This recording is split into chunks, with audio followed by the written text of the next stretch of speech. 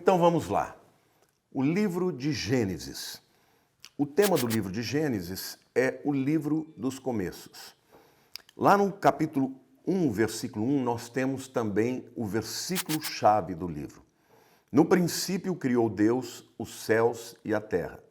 No hebraico, Bereshit bara Elohim et hashamayim ve'et haaretz. Qual é o tema principal do livro, gente? São os inícios.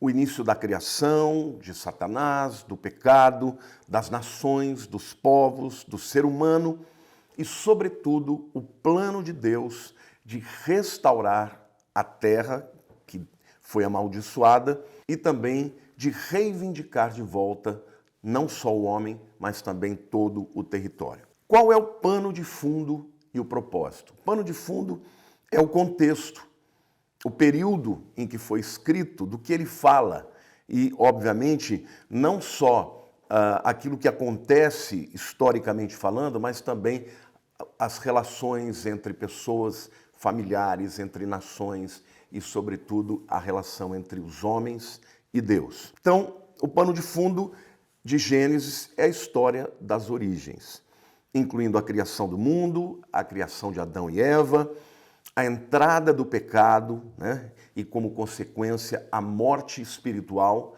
e depois a morte física.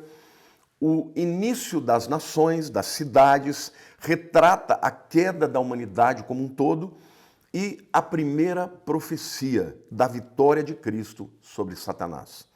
Tremendo isso, gente. Lá em Gênesis, capítulo 3, versículo 15, nós temos a primeira profecia a respeito de Jesus. Gênesis 3,15 diz assim: porém inimizade entre ti e a mulher, entre a tua descendência e o seu descendente. Este te ferirá a cabeça e tu lhe ferirás o calcanhar. Bom, logo após a queda, Deus tem um diálogo com Adão, tem um diálogo com Eva, e aqui ele está falando diretamente com Satanás. Está declarando que Satanás perderia esta batalha.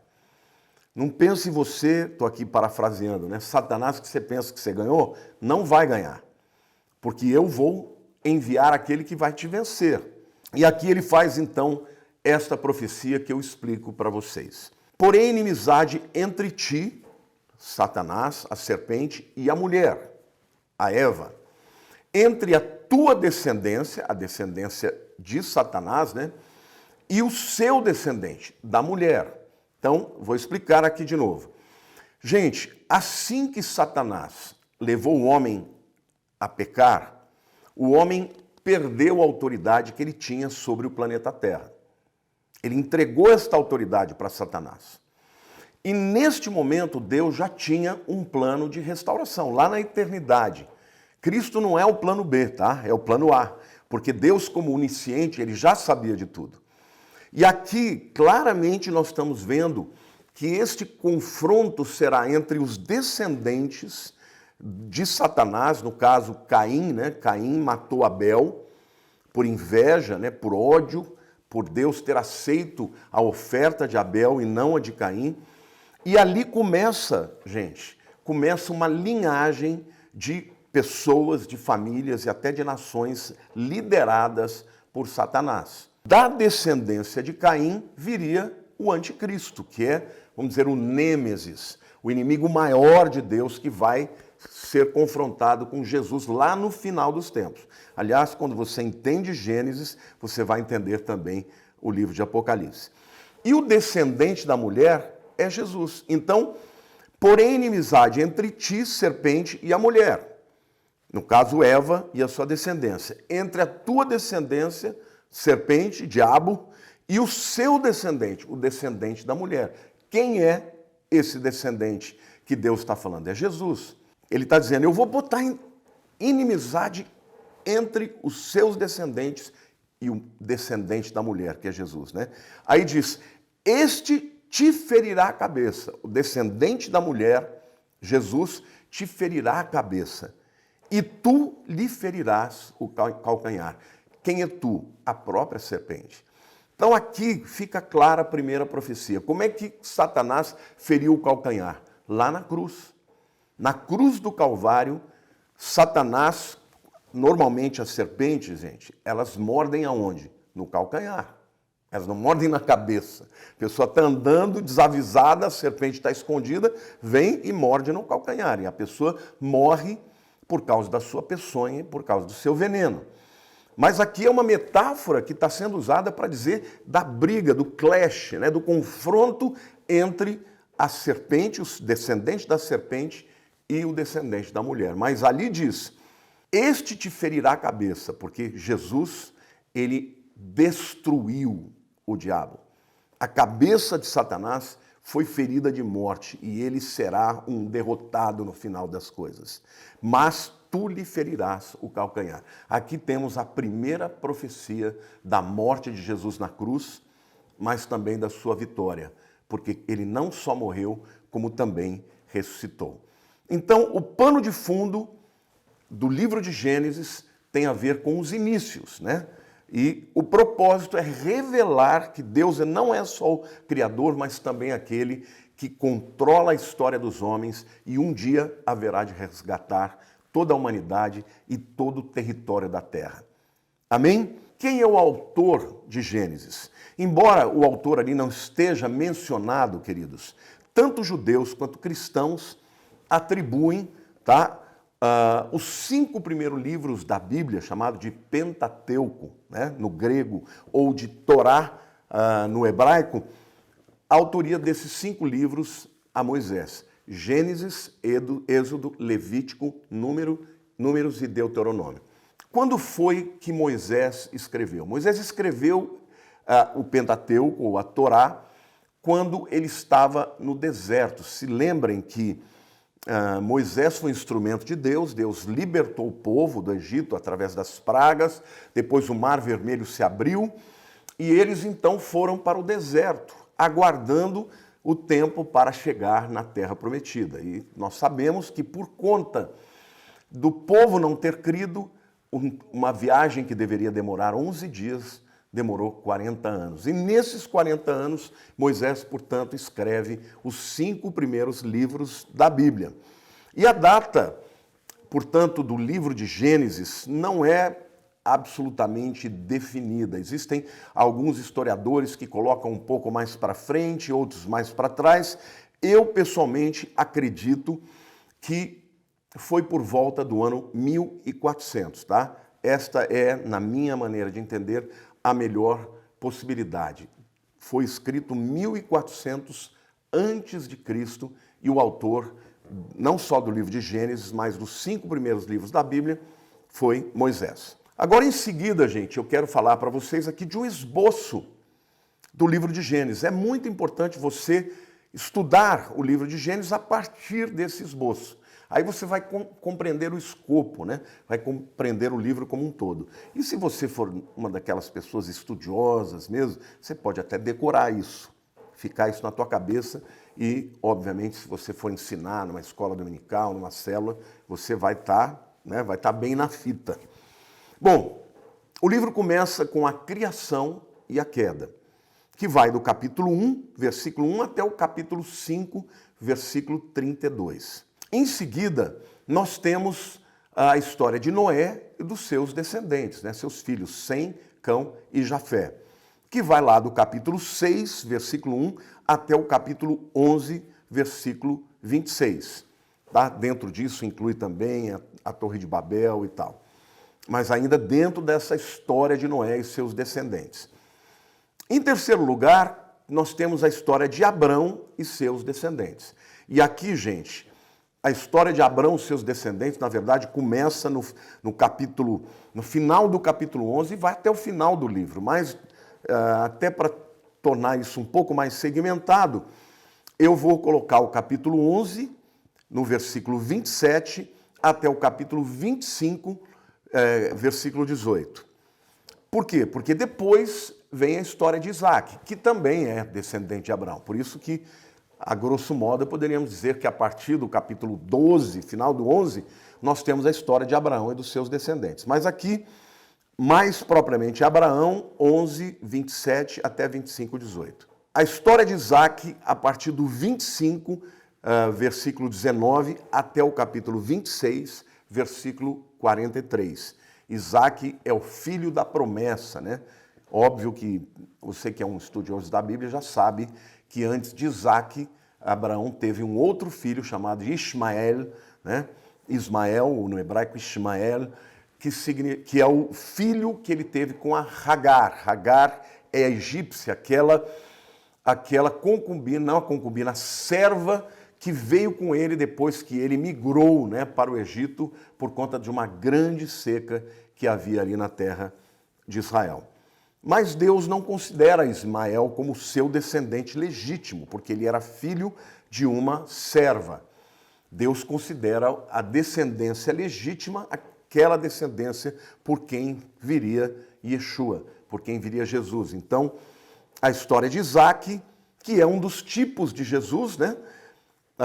Começa no capítulo 25, versículo 19, até 26, 43. Em seguida, temos o segmento que conta a história de Jacó e Esaú, os dois filhos gêmeos de Isaac e de Rebeca, que vai do capítulo 27, versículo 1, até o capítulo 36, versículo 43. E por último, temos a história de José, que vai do capítulo 30, versículo 1, até o capítulo 50, versículos 26. Então, a grosso modo, temos criação e queda, Noé e seus descendentes, Abraão e os seus descendentes.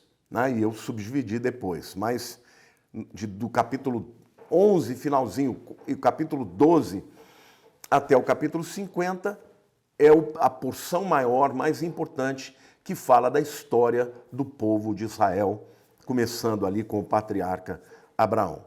Em seguida, nós temos aqui os eventos importantes, tá? Quais são os eventos mais importantes no livro de Gênesis? Primeiro, a criação. E aqui fica claro, fica cristalino que Deus é o criador de todas as coisas.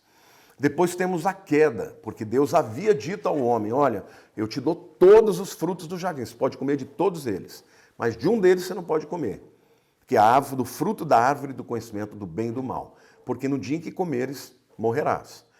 E Satanás entrou e começou aquele diálogo com Eva, enganou a Eva, dizendo, não vai morrer não, Deus está escondendo o melhor, porque na verdade, se vocês comerem, vocês vão ser como Deus, conhecedores do bem e do mal.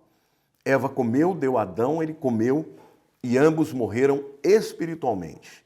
Não morreram fisicamente, imediatamente, mas por conta daquele pecado espiritual, da morte espiritual, vieram a morrer um dia. E a Bíblia diz, assim como por um só homem entrou o pecado no mundo, e assim também a morte passou a todos os homens, porque todos pecaram. Sabe por que você e eu morremos e ficamos doentes?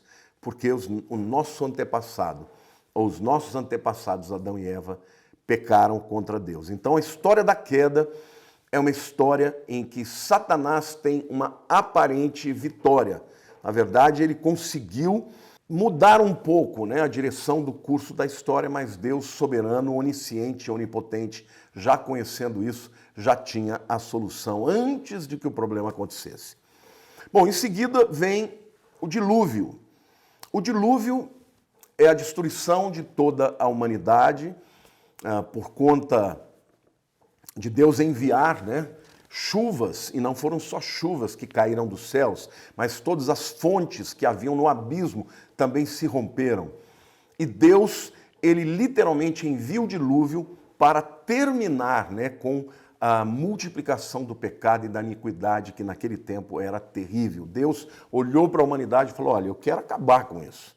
Não quero mais viver com essa humanidade. Mas Deus olhou e encontrou graça e favor e achou na vida de Noé um homem justo, temente a Deus, e Noé encontrou graça e favor da parte de Deus. Em seguida nós temos as nações, né, as tábuas das nações, que vieram como consequência da Torre de Babel. Lembrem-se que Deus havia dito, né, que Adão deveria crescer, multiplicar e encher a terra.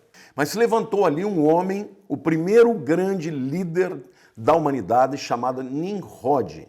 E ele quis ali estabelecer o primeiro governo mundial. Então, ele começou a construir uma torre para ser o centro do poder e, ao mesmo tempo, um instrumento para chegar até Deus. Não da maneira como Deus queria que acontecesse, mas através da sua própria maneira. E Deus olhou para aquilo e falou, olha, o homem, enquanto estiver em unidade, ele pode todas as coisas.